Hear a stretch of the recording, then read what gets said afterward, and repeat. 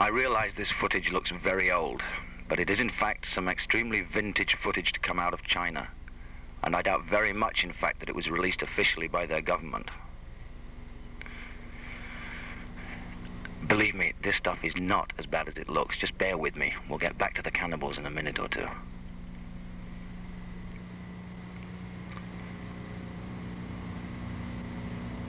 Well, I tell you what, before anyone gets executed, I might as well give you a little background information here. The original source of opium was Mesopotamia, and as far back as the 7th century, it was brought into China by Arabs.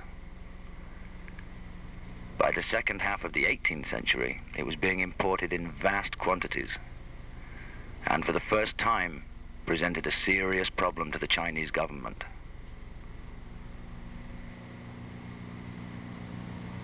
Now, I just thought Mr. Gravenhorse might have left and I could switch the footage, but no such luck.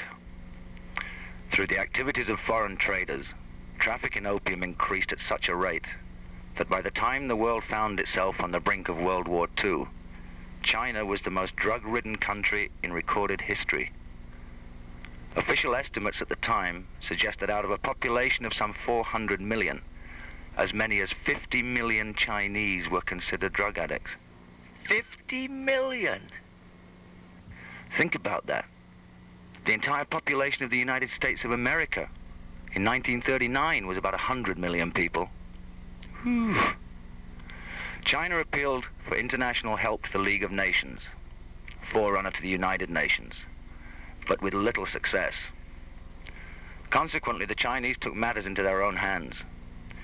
Then General Chiang Kai-shek issued orders that all Chinese found guilty of drug addiction after January the 1st, 1937, were to be executed. Thousands of empty coffins were placed on the streets as a grim message to the populace. I'll bet.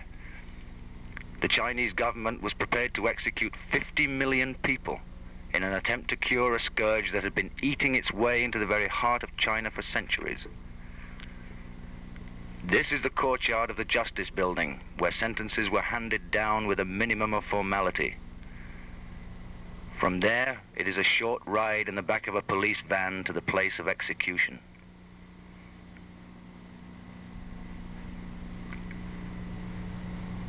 Arriving all too quickly at their final destination, the convicted addicts are surrounded by armed guards, while sober-faced judges sign their execution papers, which will then be thrown to the ground in front of them as they are shot.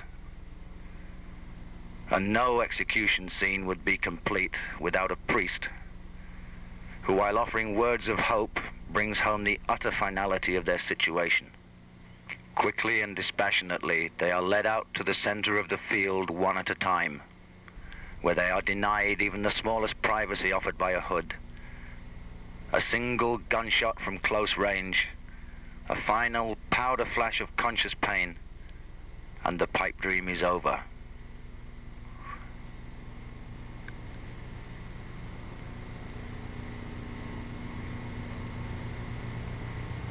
This is brutal stuff.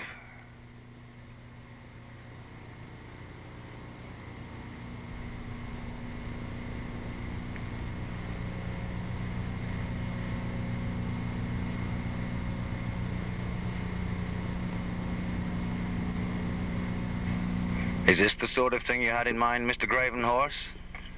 Just get on with your job, lad. Narrate. Having watched a doctor pronounce their loved one officially dead, the family and friends are finally left to attend to burial details.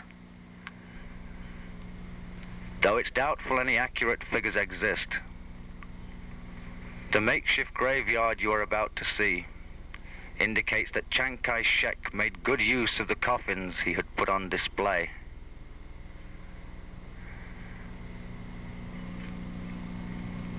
Ignorance of truth is the cause of all misery. You still watching, Mr. Gravenhorse, huh?